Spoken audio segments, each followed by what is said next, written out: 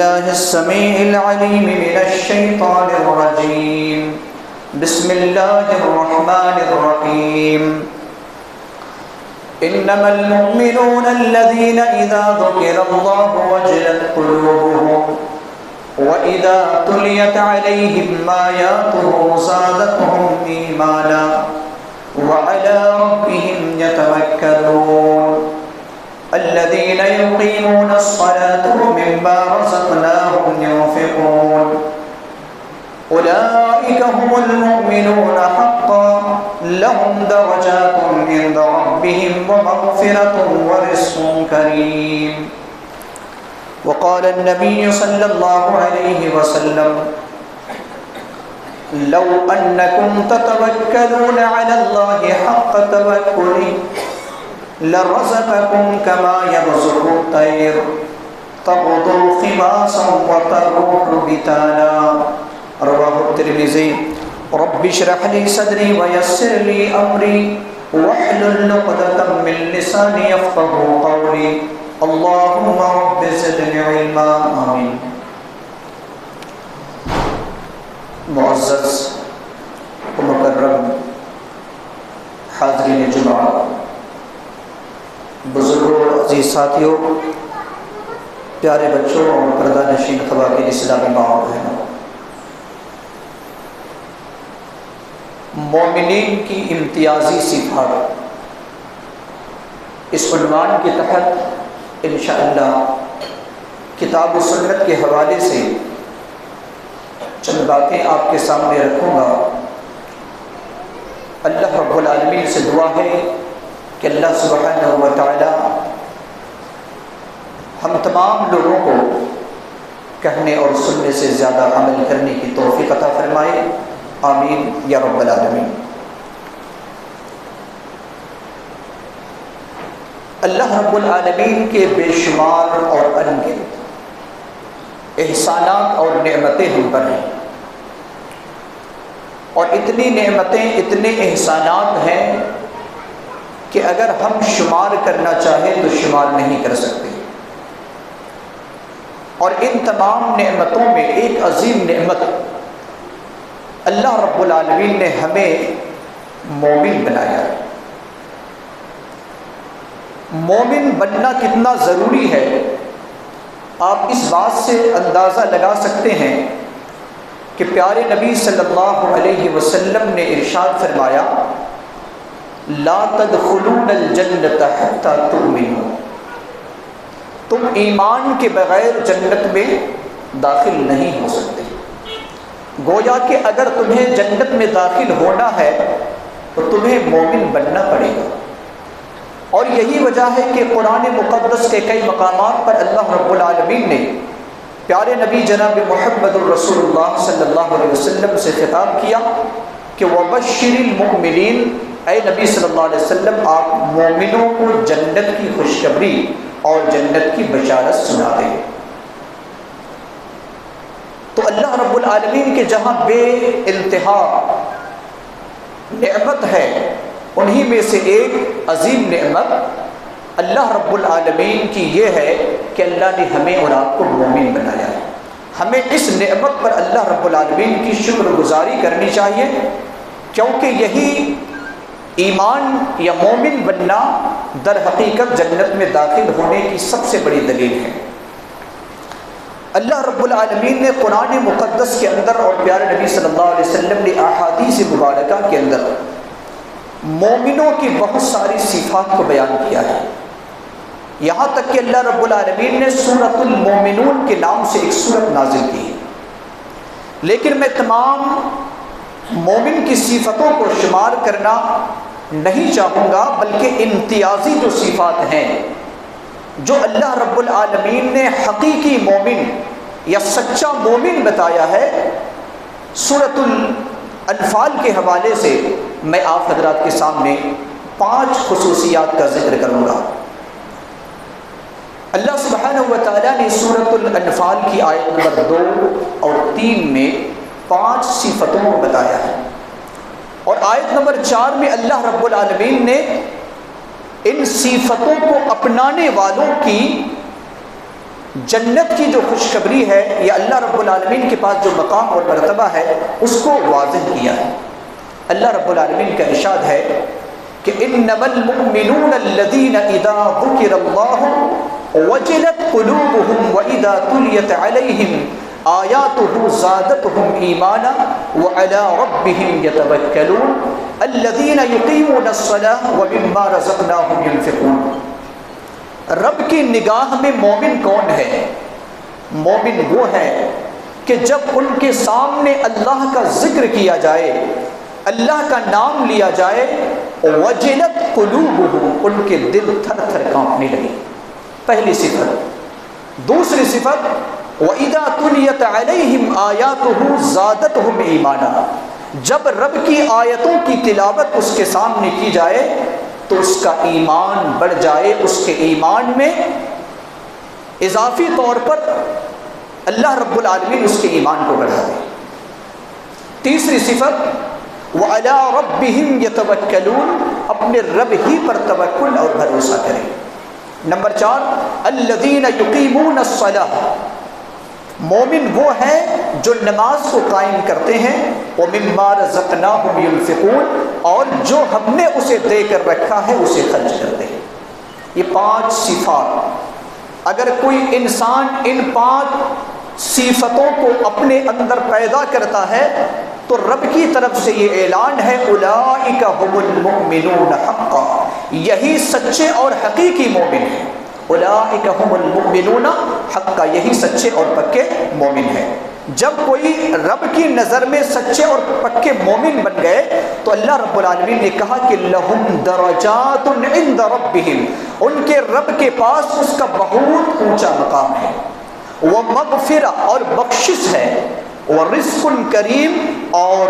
عزت کی روزی ہے۔ اللہ رب العالمین نے آیت نمبر 4 میں اس کا نتیجہ بتایا۔ آئیے ہم جاننے کی کوشش کریں گے کہ کیا ان 5 صفتوں سے ہم متصف ہیں؟ کیا یہ 5 صفتیں، 5 علامتیں، 5 شناخت ہمارے پاس ہے یا نہیں؟ کیا کبھی اللہ کا ذکر سنتے ہی ہمارے دل کے اندر اللہ کا خوف، اللہ کا ڈر پیدا ہوتا ہے اور کوئی گناہ اور برائی سے ہم بچ سکتے ہیں یا نہیں؟ اس حوالے سے بہت ساری مثالیں کتاب و سنت کے اندر دی جاتی ہے۔ ایک میں مثال آپ کے سامنے بیان کروں گا جو علامہ عبدالرؤف رحمانی رحمہ اللہ اپنی کتاب ایمان و عمل کے اندر تاریخ بغدادی کے حوالے سے اور مرأۃ الجنان کے حوالے سے ایک واقعہ نقل کرتے ہیں۔ نہایت اختصار کے ساتھ میں بیان کرنے کی کوشش کرتا ہوں کہ ایک انسان تھا جس کا نام فضیل بن عیاض تھا، فضیل بن عیاض، اور اپنے دور کا بہت بڑا ڈاکو تھا۔ ڈاکہ ڈالنا اس کا کام تھا اور لوگ اس سے ڈرا کرتے تھے، بڑے خوف کھاتے تھے، اور روزانہ اس کا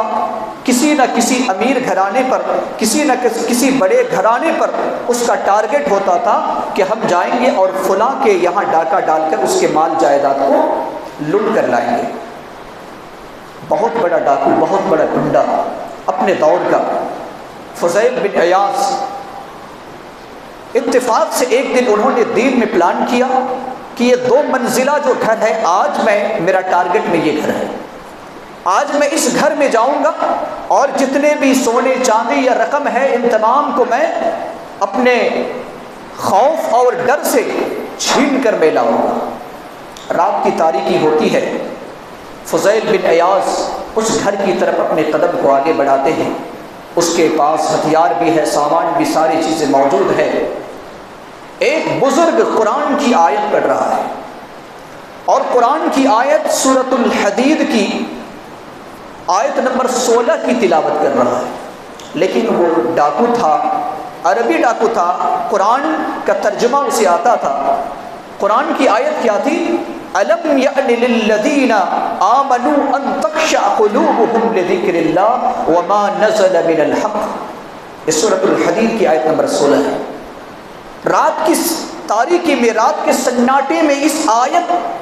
یہ آیت اس فضیل بن عیاض کے کان سے ٹکراتی ہے، جس کا ترجمہ یہ ہے کیا ایمان والوں کے لیے وہ وقت نہیں آیا کہ اللہ کے ڈر سے اس کا دل کانپ جائے؟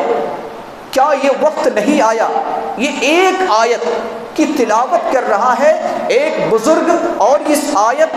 یہ آیت جو ہے فضیل بن عیاض کے کان پر ٹکراتی ہے، دل کے اندر اللہ رب العالمین کا خوف پیدا ہوتا ہے، اللہ کا ڈر پیدا ہوتا ہے۔ اس طریقے سے وہ خوف اور ڈر پیدا ہوتا ہے کہ اپنے قدم کو وہیں پر روک لیتے ہیں، اور روک لینے کے بعد اپنی زبان سے وہ یہ نکالتے ہیں، کیوں نہیں، اب تو یہ وقت آ گیا ہے کہ ہم نے اپنی زندگی کو ڈاکہ زنی میں اپنے اکثر زندگی کو گزار دی ہے، لہٰذا اب وقت آ گیا ہے کہ اللہ کے خوف سے، اللہ کے ڈر سے یہ مجھے کام ترک کر دینا چاہیے، کیونکہ قرآن خود کہتا ہے، عرش والا کہتا ہے، کیا مومنوں کے لیے وقت نہیں آیا ہے کہ اللہ کے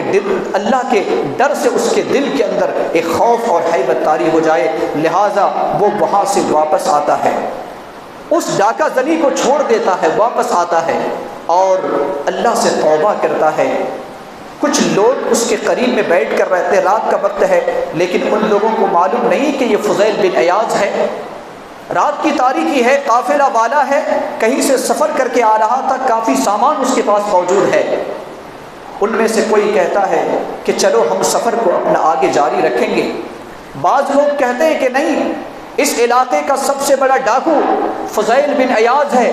اگر ہم یہاں سے آگے جائیں گے تو سارے قافلہ کو لوٹ لے گا، ہمارے پاس جتنے سامان و اسباب ہیں سب لوٹ لیے جائیں گے، لہٰذا ہم یہاں سے آگے نہیں بڑھیں گے۔ لیکن یہ بات فضیل بن عیاض سن رہا ہے، اپنے دل کے اندر وہ سوچتا ہے کہ یا اللہ، میری ہیبت سے، میرے ڈر سے، میرے خوف سے، میری گنڈا گردی سے کتنے لوگ خوف اور دہشت میں پڑے ہوئے ہیں، لہٰذا وہ اللہ سے سچی توبہ کرتا ہے، توبہ نصوح کرتا ہے، اور تاریخ کے اندر جب اچھے لوگوں کا نام لکھا جاتا ہے تو فضیل بن عیاض رحمہ اللہ کا بھی نام لکھا جاتا ہے۔ اپنے دور کا بہترین شخص ہے جنہوں نے ایک آیت پر اللہ رب العالمین کا نام سنتے ہی فوراً اس کے دل کے اندر، اس کی زندگی کے اندر، ان کے اعمال کے اندر، ان کے ایمان کے اندر ایک عجیب و غریب ہلچل پیدا ہوتا ہے، اور وہ اپنے کیے ہوئے گناہ سے فوراً توبہ کرتا ہے اور وہاں سے اللہ کی طرف رجوع کرتا ہے، اور وقت کا بہترین انسانوں میں سے انسان بن جاتا ہے، ایک پکا اور سچا مومن بن جاتا ہے۔ یہ اگر کسی انسان کے دل کے اندر اس طرح کی کیفیت ہے تو رب کہتا ہے مومن، اگر تم کسی برائی کی طرف قدم اٹھا رہے ہو، چاہے برائی کچھ بھی ہو، اور فوراً اگر اللہ کا یاد آ جائے تم وہاں سے اگر واپس آ جاتے ہو، اپنے قدم کو کھینچ لیتے ہو اللہ کے ڈر سے، اللہ کے خوف سے، تو یقیناً اللہ کی نظر میں تم مومن ہو، کیونکہ اللہ نے کہا انما المؤمنون الذین اذا ذکر اللہ وجلت قلوبہم، یعنی اللہ کا جب بھی یاد آتا ہے فوراً برائی سے اپنے آپ کو دوری اختیار کرتے ہوئے اپنے دل کے اندر اللہ کا خوف پیدا کر لیتا ہے۔ کیا آج ہمارے اندر یہ ایمان ہے؟ اگر ہے تو ہم اللہ کا شکر ادا کریں۔ دوسری جو علامت اور صفت اللہ رب العالمین نے بتلائی ہے وہ یہ ہے کہ وَإِذَا تُلِيَتْ عَلَيْهِمْ آيَاتُهُ زَادَتْهُمْ إِيمَانًا، جب اللہ کی آیتوں کی تلاوت کی جاتی ہے تو اس کا ایمان وہی نہیں رہتا بلکہ اس کا ایمان میں اضافہ ہوتا ہے، اس کے ایمان میں بڑھوتری ہوتی ہے۔ کیا قرآن کی آیتوں کو سننے کے بعد ہمارا ایمان میں کبھی اضافہ ہوتا ہے؟ اس کی مثال سیرت ابن ہشام کے اندر ایک واقعہ آتا ہے، آپ میں سے بہت سارے لوگ یہ واقعہ سن چکے ہیں کہ جب اللہ کے رسول صلی اللہ علیہ وسلم کا انتقال ہو جاتا ہے، صحابہ اکرام پر سب سے بڑی مصیبت یا سب سے بڑی مصیبت کا دن نبی صلی اللہ علیہ وسلم کی وفات کا دن تھا۔ صحابہ اکرام اس بات کو یقین نہیں کر پا رہے ہیں کہ کیا واقعی اللہ کے رسول صلی اللہ علیہ وسلم ہمارے درمیان نہیں ہے۔ مدینے کی گلیوں میں یہ خبر پھیلتی ہے کہ اللہ کے رسول صلی اللہ علیہ وسلم ہمارے درمیان نہیں ہے۔ سیدنا عمر بن خطاب رضی اللہ تعالی عنہ وہ بے حال ہو جاتے ہیں، کہتے ہیں کہ نبی صلی اللہ علیہ وسلم کا انتقال نہیں ہوا، اور جو غصہ حضرت عمر فاروق رضی اللہ تعالی عنہ لوگوں میں بیان کرتے ہیں اس کا بھی ذکر سیرت ابن ہشام کے اندر بیان کیا گیا کہ عمر فاروق رضی اللہ تعالیٰ عنہ کیا کہتے ہیں کہ اے لوگوں سنو، نبی صلی اللہ علیہ وسلم کا انتقال نہیں ہوا ہے، بلکہ آپ تو اپنے رب سے ملنے کے لیے گئے ہیں۔ جس طریقے سے حضرت موسیٰ علیہ السلام کوہ طور میں اپنے رب سے ملنے کے لیے گئے تھے، محمد صلی اللہ علیہ وسلم بھی اپنے رب سے ملنے کے لیے گئے ہیں۔ پھر جب نبی صلی اللہ علیہ وسلم واپس آئیں گے، اور جب جو لوگ کہتے ہیں کہ نبی صلی اللہ علیہ وسلم کا انتقال ہو گیا ہے، نبی صلی اللہ علیہ وسلم اپنے ہاتھوں سے ان کے ہاتھ اور پیر کو کاٹ ڈالیں گے۔ بعض لوگوں نے یہ بھی کہا کہ حضرت عمر فاروق تلوار لے کر کھڑے ہوتے ہیں، لیکن سنداً یہ روایت ضعیف ہے، صحیح نہیں ہے، بلکہ اس طریقے سے انہوں نے عمر بن خطاب نے کہا کہ اللہ کے رسول صلی اللہ علیہ وسلم خود آئیں گے اور ان کے پیر اور ہاتھ کو کاٹ ڈالیں گے، یہ روایت صحیح ہے۔ بہرحال حضرت ابو بکر صدیق رضی اللہ تعالی عنہ کے کان میں بھی آواز پہنچتی ہے کہ اللہ کے رسول صلی اللہ علیہ وسلم کا انتقال ہو گیا ہے۔ آپ سیدھے آتے ہیں، اپنی بیٹی اور اپنے داماد کے کمرے عائشہ رضی اللہ تعالی عنہا کے کمرے میں داخل ہوتے ہیں۔ آپ صلی اللہ علیہ وسلم کی لاش مبارک ایک بستر پر رکھی ہوئی ہے، اوپر چادر سے ڈھکی ہوئی ہے۔ وہ چادر کو اٹھاتے ہیں، اٹھانے کے بعد ابو بکر صدیق رضی اللہ تعالی عنہ آپ کی پیشانی کا بوسہ لیتے ہیں، اور بوسہ لینے کے بعد کہتے ہیں کہ اللہ کے رسول صلی اللہ علیہ وسلم آپ کو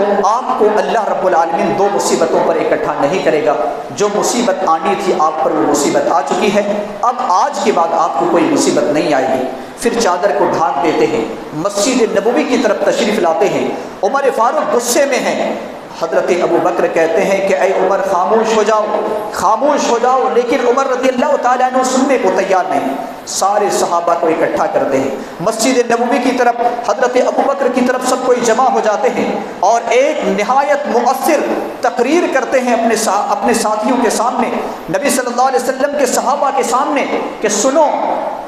یاد رکھ لو، من کان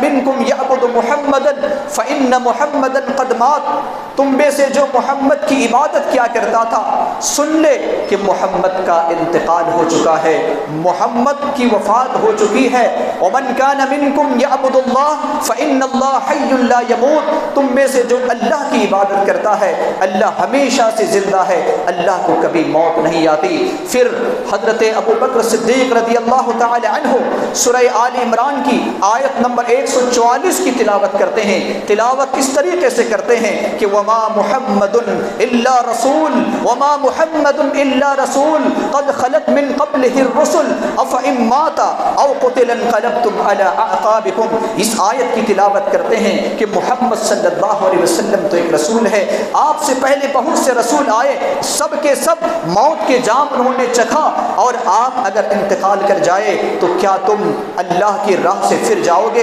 ایمان سے سودا کر لو گے؟ جب اس آیت کی تلاوت ہوتی ہے، حضرت عمر فاروق رضی اللہ تعالی عنہ جو غصے میں مسجد نبوی کے ایک طرف کھڑے ہیں، یہ آیت جب ان سے ٹکراتی ہے فوراً بیٹھ جاتے ہیں۔ تمام صحابہ اکرام کی زبان سے اسی آیت کی تلاوت ہوتی ہے، وما محمد الا رسول قد خلت من قبلہ الرسل افإن مات او قتل انقلبتم على اعقابکم۔ اس آیت کی تلاوت کے بعد حضرت عمر فاروق رضی اللہ تعالی عنہ کے فکر میں، حضرت عمر فاروق رضی اللہ تعالی عنہ کی سوچ میں ایک تبدیلی آ جاتی ہے، ایمان میں اضافہ ہو جاتا ہے۔ اس آیت کی تلاوت سے پہلے حضرت عمر فاروق نبی صلی اللہ علیہ وسلم کی وفات کے منکر تھے، لیکن اس آیت کی تلاوت کے بعد اب یقین ہو جاتا ہے کہ نبی صلی اللہ علیہ وسلم کا انتقال ہو چکا ہے۔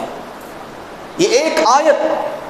کافی ہے کسی کے ایمان کی اضافہ کرنے کے لیے۔ اللہ رب العالمین نے یہی فرمایا کہ مومنین کی جو امتیازی صفات ہیں ان میں سے ایک صفت یہ ہے کہ جب بھی کسی انسان کے سامنے قرآن کی آیت کی تلاوت کی جائے اور اس کا عمل قرآن کے خلاف ہو، فوراً اس آیت پر ایمان رکھتے ہوئے اپنے ایمان میں اضافہ کر لے، اپنے ذہن اور اپنے فکر اور اپنی سوچ کو اپنے پیر تلے رون دے، جس طریقے سے حضرت عمر فاروق رضی اللہ تعالی عنہ نے ختم کیا۔ لہٰذا اگر ہمارے پاس قرآن کی آیت کی تلاوت کی جاتی ہے اور ہمارے ایمان میں اضافہ ہوتا ہے، ہمارے ایمان میں پختگی آتی ہے، تو یقیناً اللہ رب العالمین نے بتایا کہ تم میری نظر میں مومن ہو۔ تیسری صفت اللہ رب العالمین نے بتلائی، وَعَلَىٰ رَبِّهِمْ يَتَوَكَّلُونَ، جو لوگ اپنے رب پر توکل کرتے ہیں، اپنے رب پر بھروسہ کرتے ہیں۔ توکل کا معنی ہے بھروسہ کرنا، اور بھروسہ کس کو کہتے ہیں؟ بھروسہ کا مطلب ہے کہ محنت اور مشقت کو انجام دیا جائے اور اس کا نتیجہ اللہ کے سپرد کر دیا جائے، اس کا نام ہے توکل۔ اسباب کو چھوڑ دینے کا نام توکل نہیں ہے۔ مثال کے طور پر اللہ کے رسول صلی اللہ علیہ وسلم کی خدمت میں ایک صحابی آتے ہیں اور عرض کرتے ہیں، اللہ کے رسول صلی اللہ علیہ وسلم آپ بتائیے کہ میں اپنے اونٹ کو باندھ کر اللہ پر بھروسہ کروں یا چھوڑ کر؟ نبی صلی اللہ علیہ وسلم نے فرمایا کہ تم اپنے اونٹ کو باندھ لو اور اللہ پر بھروسہ کرو۔ سنن ترمذی اور سنن ابن ماجہ کی روایت ہے،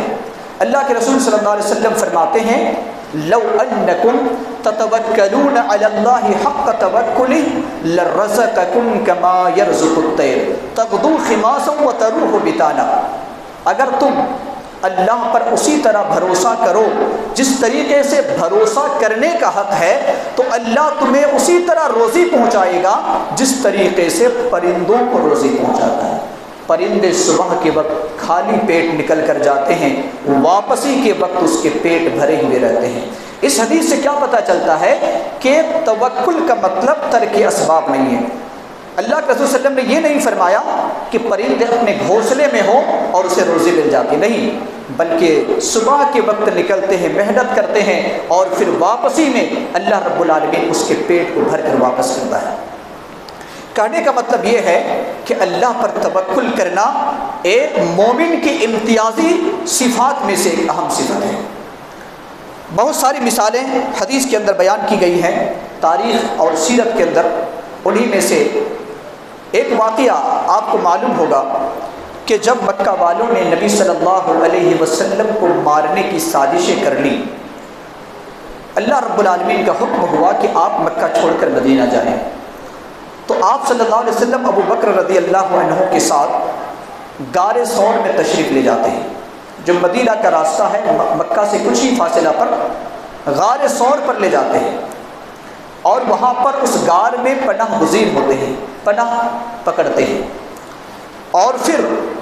آپ کے نشانات کے قدم کے جو نشانات ہیں، چونکہ عرب کے لوگ قیافہ شناس بھی ہوتے تھے، وہ لوگ تو ایسے ہوتے تھے کہ کھجور کی گٹھلیوں کو بھی دیکھ کر پہچان لیتے تھے کہ یہ کھجور کہاں کی ہے، کہاں کے لوگ یہاں جو ہے کھجور کی گٹھلیاں کھا کر گئے ہیں، اور پیروں کے بھی جو نشانات ہیں، ان نشانات سے وہ لوگ معلوم کر لیتے تھے کہ کون ادھر آگے سے گزرا ہے، اور چونکہ ریتلی زمین ہے، ظاہر سی بات ہے کہ جب آپ چلیں گے تو آپ کے قدم کے جو آثار ہوں گے، نشانات ہوں گے، وہ ظاہر ہوں گے۔ اللہ کے رسول صلی اللہ علیہ وسلم اور ابو بکر جو گئے ہیں، قدموں کے نشانات کو دیکھ کر مکہ والوں نے پیچھا کیا، غار ثور کے بالکل قریب پہنچ گئے۔ ابو بکر رضی اللہ تعالی عنہ نیچے ہیں، نبی صلی اللہ علیہ وسلم نیچے ہیں، اور غار کے اوپر مشرکین مکہ ہے، دونوں کی تلاش میں نکلے ہیں۔ ابو بکر اپنے آنکھ کو اوپر اٹھاتے ہیں، کہتے ہیں اے آقا، اگر صرف یہ مشرکین اپنے قدموں کی طرف دیکھ لیں تو ہم نظر آ جائیں گے، ہم نظر آ جائیں گے، ہم پکڑے جائیں گے۔ اللہ کے رسول صلی اللہ علیہ وسلم نے کہا، اے ابو بکر لا تحزن ان اللہ معنا، اے ابو بکر غم مت کرو بلکہ اللہ ہمارے ساتھ ہے، اللہ ہمارے ساتھ ہے، غم مت کرو اے ابو بکر۔ پھر تاریخ گواہ ہے کہ وہ وہاں سے واپس چلے جاتے ہیں۔ پھر 3 دنوں کے بعد نبی صلی اللہ علیہ وسلم اور سیدنا ابو بکر رضی اللہ عنہ وہاں سے نکل کر مدینہ کے راہ کی طرف جاتے ہیں۔ کسی طریقے سے ایک آدمی کو خبر پہنچتی ہے جس کا نام ہے سراقہ بن مالک، مکہ کا بہت بڑا پہلوان بہادر، کئی آدمیوں کی وہ اکیلے طاقت رکھتا تھا۔ مکہ میں اعلان ہو چکا ہے کہ جو نبی صلی اللہ علیہ وسلم اور ابو بکر یا ان دونوں میں سے ایک کو مردہ یا زندہ پکڑ کر لائے گا، اسے 100 اونٹ بطور انعام میں دیے جائیں گے، سراقہ بن مالک کو معلوم ہوتا ہے کہ اس راستے سے یہ دونوں جا رہے ہیں مدینہ۔ انہوں نے سب کو چکما دیتے ہوئے کہا کہ نہیں، ادھر کوئی نہیں ہے، اور لالچ تھا انعام کا، 200 اونٹ کا۔ وہ سواری پر، تیز رفتار سواری پر سوار ہوتا ہے اور نبی صلی اللہ علیہ وسلم جس راستے پر جا رہے تھے اس راستے کا پیچھا کرتا ہے۔ کچھ دور پہنچتے ہی نبی صلی اللہ علیہ وسلم اور ابو بکر نظر آتے ہیں۔ ابو بکر نبی صلی اللہ علیہ وسلم کو کہتے ہیں پیچھے مڑتے ہوئے، اے اللہ کے رسول، مکہ کا سب سے بڑا بہادر، مکہ کا سب سے بڑا پہلوان سراقہ بن مالک ہمارا پیچھا کیا ہے، ہم تو پکڑے جائیں گے۔ اللہ کے رسول صلی اللہ علیہ وسلم کا توکل دیکھیے، بھروسہ دیکھیے۔ اے ابو بکر، تمہیں خوف کھانے کی ضرورت نہیں ہے، اللہ رب العالمین ہمارے ساتھ ہے، ہمارا توکل، ہمارا بھروسہ اللہ رب العالمین پر ہے، سراقہ ہمارا کچھ بھی بگاڑ نہیں سکتا ہے۔ سراقہ بالکل قریب آتا ہے، تاریخ گواہ ہے اس کے سواری کے دونوں قدم زمین پر پھسل جاتے ہیں، زمین پر داخل ہو جاتے ہیں، اور سراقہ بڑی ہی مشکل اور محنت کرتا ہے کہ ہم اپنے سواری کے پیر کو نکال نہیں سکتا ہے۔ پھر نبی صلی اللہ علیہ وسلم سے معافی تلافی کی بات کرتا ہے، پھر نبی صلی اللہ علیہ وسلم معاف کرتے ہیں، اس کے بعد پھر اپنے وعدہ سے وعدہ خلافی کرتے ہوئے آگے بڑھنے کی کوشش کرتا ہے، پھر اسی طریقے سے زمین پر سواری کا پیر دھس جاتا ہے، پھر آخر میں وہ اس طریقے سے اللہ کے رسول صلی اللہ علیہ وسلم سے معافی مانگتے ہیں اور پھر اللہ کے رسول صلی اللہ علیہ وسلم معاف کر دیتے ہیں۔ یہاں پر بھی دیکھیں، پھر سراقہ بن مالک وہاں سے واپس آ جاتا ہے مکہ کی طرف اور کہتا ہے کہ اس راستے کو میں نے دیکھ لیا ہے، اس راستے پر کوئی نہیں ہے۔ بہرحال یہاں پر دیکھیے اللہ رب العالمین پر کس طریقے سے توکل ہے، دشمن بالکل سامنے ہے، اللہ رب العالمین پر بھروسہ ہے۔ آج ہم چھوٹی سی مصیبت سے ہم ہار جاتے ہیں، چھوٹی سی مصیبت کا ہم سامنا نہیں کر سکتے، جبکہ دشمن سامنے ہے۔ اور اس کے علاوہ بھی بہت سے واقعات ہیں، میں ان واقعات کی طرف جا نہیں سکتا کیونکہ وقت کی اجازت نہیں ہے۔ اللہ رب العالمین نے چوتھی صفت جو بتلائی ہے اور پانچویں صفت الذین یقیمون الصلاۃ ومما رزقناہم ینفقون، مومن وہ ہے جو نماز کو قائم کرتے ہیں اور ہم نے جو انہیں عطا کیا ہے خرچ کرتے ہیں۔ آج مومنوں کی حالت یہ ہے، ہر انسان کو معلوم ہے کہ میدان محشر میں سب سے پہلا جو سوال ہوگا وہ نماز کا ہوگا۔ ہر انسان کو معلوم ہے کہ جب جہنمی جہنم میں جائیں گے تو ان سے جب پوچھا جائے گا کہ تم جہنم میں کیوں آئے، تو پہلا جواب دے گا لم نکن من المصلین، ہم نمازی نہیں تھے۔ یہ تحفہ معراج ہے، سب کو معلوم ہے۔ اس کا بھی علم ہے کہ نبی صلی اللہ علیہ وسلم نے کہا کہ عشاء اور فجر کی نماز منافقوں پر بھاری ہے۔ آپ نے یہ بھی کہا کہ میں یہ چاہتا ہوں کہ جو لوگ جماعت سے نماز پڑھنے نہیں آتے، میں آذان دینے کے لیے کہوں، امامت کے لیے کسی اور کو کھڑا کر دوں، لکڑیوں کو جمع کروں، اکٹھا کروں، اور جو آذان ہونے کے بعد بھی اپنے گھر میں نماز پڑھتے ہیں ان کے گھروں کو میں جلا کر راکھ کر دوں۔ گویا کہ وہ نمازی جو گھر میں نماز پڑھتے ہیں اسے زندہ تک رہنے کا حق نہیں ہے۔ یہ بھی معلوم ہے کہ جس وقت نبی صلی اللہ علیہ وسلم ایک لڑائی میں جنگ کر رہے تھے اور عصر کی نماز کی وقت قضا ہو گئی، نبی صلی اللہ علیہ وسلم نے بد دعا کی، اے اللہ ان مشرکوں کے، ان بے دینوں کے، اے اللہ ان لوگوں کے جو تیرے دین کے دشمن ہیں، جو اسلام کے دشمن ہیں، ان کی قبروں کو آگ سے بھر دے، کیونکہ ان کی وجہ سے ہمیں عصر کی نماز قضا ہو گئی۔ اتنی اس طریقے سے بد دعا ہمیں اور آپ کو معلوم ہے، اس کے باوجود آج مسلمانوں کے حالات یہ ہیں، آج مسلمانوں کے حالات یہ ہیں۔ کسی اردو شاعر نے کہا کہ جمعہ کے دن تو مسلمان بہت ہے مسجد میں، جمعہ کے دن تو مسلمان بہت ہے مسجد میں، فجر میں آتے ہیں دو چار کیا اندھیر نہیں۔ ہر مسجدوں کا سروے کر لیجئے، جائزہ لے لیجئے کہ فجر میں کتنے مصلی آتے ہیں، اور بعض مصلی تو بڑے شریف بھی ہوتے ہیں کہ ہم نماز تو پڑھتے ہیں، اپنے گھر میں جو بچے ہوتے ہیں ان کو اٹھا کر نہیں لاتے۔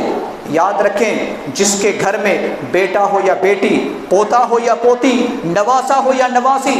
بچہ ہو یا بچی، جس کی عمر 10 سال سے تجاوز کر چکی ہے، 10 سال سے اوپر جس کی عمر ہو چکی ہے،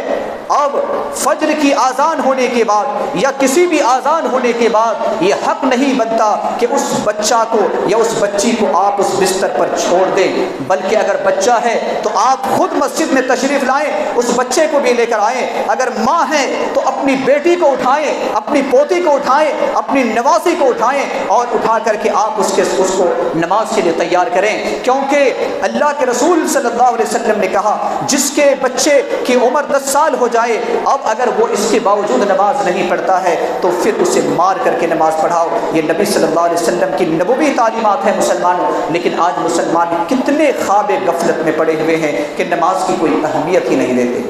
بعض تو کہتے ہیں کہ ابھی رات چھوٹی ہو گئی ہے، گرمی کا موسم ہے، سردی کا جب موسم آتا ہے ٹھنڈی زیادہ ہے، جب برسات کا موسم آتا ہے بارش زیادہ ہے، تو اللہ نے 3 ہی موسم بنائے، کیا نبی صلی اللہ علیہ وسلم کے زمانے میں یہ موسم نہیں تھے؟ آج ہمارے زمانے میں صرف یہ موسم آئے، یہ کوئی بہانہ نہیں چل سکتا مسلمانوں۔ اور میں ایک بات یہ بھی کہنا چاہوں گا کہ اگر آپ اپنی اولاد سے سچی محبت کرتے ہیں، اگر آپ اپنی اولاد سے سچی محبت کرتے ہیں تو آزان ہونے کے بعد آپ اپنے بچوں کو بچیوں کو بستر پر رکھنے کا کبھی بھی آپ کا ذہن و دماغ اس بات پر گوارا نہیں کرتا کہ آپ اپنی اولاد کو بستر پر رہنے دیں۔ کیوں؟ اس کا آرام چاہتے ہیں نا۔ یہ آرام کتنے دنوں کی ہے؟ کتنے دنوں کی ہے؟ چند دنوں کے آرام ہے، چند گھنٹوں کے آرام ہے، لیکن یاد کیجئے ہم یہ سوچتے ہیں کہ میرا بچہ تھوڑا آرام کر لے، فجر کی نماز کو ترک کر کے آرام کرنا چاہتے ہیں یا کسی اور نماز کو ترک کر کے آرام کرنا چاہتے ہیں۔ اگر آپ کے گھر میں خدا نخواستہ کبھی آگ لگ جائے، کبھی آگ لگ جائے اور آپ کا بیٹا یا بیٹی بستر پر سو رہے ہیں، آپ کیا کریں گے؟ اپنے آپ کو خطرے میں ڈال کر کے گھر سے اپنے اولاد کو نکال کر لائیں۔ یہ ہر انسان چاہتا ہے۔ اب ذرا بتائیے دنیا کی آگ کے بارے میں آپ کو اتنی فکر ہے، آخرت کی جو آگ ہے دنیا کی آگ سے 69 گنا پاور اس کا زیادہ ہے۔ آپ کیسے آپ محبت کا اظہار کرتے ہیں کہ ہم اپنے بیٹے اور بیٹیوں کو سونے کے لیے بستر پر دیتے ہیں اور ہم کہتے ہیں کہ ہم خود نماز پڑھ لیں؟ لہٰذا مسلمانوں، مومن، اللہ رب العالمین نے یہ کہا ہے کہ تم سچے اور پکے مومن اگر بننا چاہتے ہو تو خود بھی نماز پڑھو، اپنے گھر والے کو بھی نماز پڑھاؤ۔ اور بہت سارے ایسے لوگ ہوتے ہیں، نماز کی اہمیت کو واضح کرتے ہوئے میں یہ کہنا چاہوں گا کہ بہت سارے ایسے بھی ہوتے ہیں، قرآن آپ پڑھیں گے یقیمون الصلاۃ کا لفظ آیا ہے، نماز کی حفاظت کرنے کا اللہ رب العالمین نے جملہ استعمال کیا ہے۔ بہت سارے لوگ یہ سمجھتے ہیں کہ نماز پر جماعت مل گئی بس اتنا ہی کافی ہے، اتنا ہی کافی ہے، 1 رکعت چھوٹ جاتی ہے، 2 رکعت، 3 رکعت، 4 رکعت۔ یاد رکھیے اگر آپ پکے اور سچے نمازی ہیں تو آپ کو تکبیر تحریمہ بھی چھوٹنا نہیں چاہیے بلا شرعی عذر۔ جب امام اللہ اکبر اقامت کے بعد جو اللہ اکبر کہتے ہیں اس کا نام ہے تکبیر تحریمہ۔ اگر آپ واقعی سچے مومن ہیں اور پکے نمازی ہیں تو آپ کو بلا شرعی عذر تکبیر تحریمہ بھی نہیں چھوڑنا چاہیے۔ اگر ایسے مومن ہے تو اللہ رب العالمین نے کہا کہ تم اللہ کی نظر میں کیا مومن ہو۔ اور آخری بات اللہ رب العالمین نے کہی وَمِمَّا رَزَقْنَاهُمْ يُنْفِقُونَ، جو ہم نے دیا ہے اسے خرچ کرتے ہیں، بخیلی نہیں کرتے۔ اللہ نے یہ نہیں کہا کہ تم نے جو کمایا ہے اس سے خرچ کرو، اللہ نے کہا ہم نے جو تمہیں دیا ہے اس سے تم خرچ کرتے ہو۔ جو بھی اللہ کے ہمارے پاس مال و جائیداد ہے یہ اللہ کی طرف سے تحفہ ہے، امانت ہے۔ یہ نہ سوچیں کہ یہ ہمیشہ کے لیے ہے اور یہ ہمیں بچا لیں گے، اور یہ نہ سوچیں کہ یہ ہمارے مال ہیں۔ اگر آپ کو یاد نہیں ہے تو آپ ذرا غور کیجئے، وہ علاقہ جہاں پر اللہ رب العالمین نے زلزلہ بھیجا، چاہے وہ ترکی ہو چاہے اور دیگر علاقہ ہو، ابھی جس علاقے میں اللہ رب العالمین کا عذاب آیا، جو کروڑ پتی ارب پتی تھے اللہ رب العالمین نے اسے فقیر بنا دیا۔ اللہ رب العالمین نے اسے کیا بنا دیا؟ در در کا محتاج بنا دیا، 1-2 نوالا کا محتاج بنا دیا، 1-2 روپیے کا محتاج بنا دیا۔ پھر آپ کو کیا تکبر ہے کہ یہ میرے مال ہے، یہ میرے جائیداد ہیں، یہ میرے بینک بیلنس ہے؟ اللہ رب العالمین نے کہا ہم نے جو تمہیں دیا ہے اس سے خرچ کرو، تمہاری محنت کچھ بھی نہیں ہے۔ اللہ رب العالمین نے کہا کہ اگر یہ 5 صفات اپنے اندر پیدا کرتے ہو، نمبر 1 اللہ کا نام سن کر کے دل میں خوف پیدا ہونا، برائی کو ترک کر دینا۔ نمبر 2 اللہ کی آیتوں کو سن کر کے ایمان میں اضافہ ہونا، نمبر 3 ہر معاملہ میں رب پر توکل کرنا، نمبر 4 پابندی کے ساتھ نماز کو وقت پر ادا کرنا، اور نمبر 5 جو اللہ نے خرچ کیا ہے اللہ کی راہ میں خرچ کرنا، اللہ نے جو عطا کیا ہے اللہ کی راہ میں خرچ کرنا۔ رب کہتا ہے اولئک هم المؤمنون حقا، یہی پکے مومن ہیں۔ جب یہی پکے مومن ہیں تو لہم درجات عند ربہم، ان کے رب کے پاس بڑے اونچے مقام ہے، وہ مغفرہ اور بخشش ہے، ورزق کریم اور عزت کی روزی ہے۔ اللہ رب العالمین سے دعا گو ہے کہ اللہ رب العالمین ہم تمام لوگوں کو مومن کی تمام امتیازی صفات کو ہمارے دلوں کے اندر پیدا فرما دے، منافق اور نفاق اور کفر اور شرک کے تمام بری صفتوں سے اللہ رب العالمین ہماری حفاظت فرما دے، ہماری ایمان کی حفاظت فرمائے، ہمارے اعمال کی حفاظت فرمائے۔ اللہ رب العالمین ہمارے گناہوں کی مغفرت فرمائے، ہمارے مرحومین اور مرحومات کی قبر کو اللہ رب العالمین نور سے منور فرمائے، جنت الفردوس میں اعلیٰ مقام نصیب عطا فرمائے۔ رب کریم ہم میں سے جو بیمار ہے اے اللہ تمہیں شفاء کاملہ اور صحت عاجلہ نصیب عطا فرما، جو جس پریشان حال میں مبتلا ہے اے اللہ تم کی پریشانی کو دور فرما۔ الہ العالمین ہر پریشانی کا حل تیرے پاس ہے اے اللہ۔ بہت سارے احباب نے، دوست نے، بھائیوں نے دعا کی درخواست کی ہے اے اللہ تم کی دعا کو قبول فرما لے۔ الہ العالمین جب تک زندہ رکھ، ایمان اور اسلام پر زندہ رکھ، جب اپنے پاس بلا ایمان اور اسلام پر بلا۔ آمین۔ بارک اللہ لنا ولکم فی القرآن العظیم۔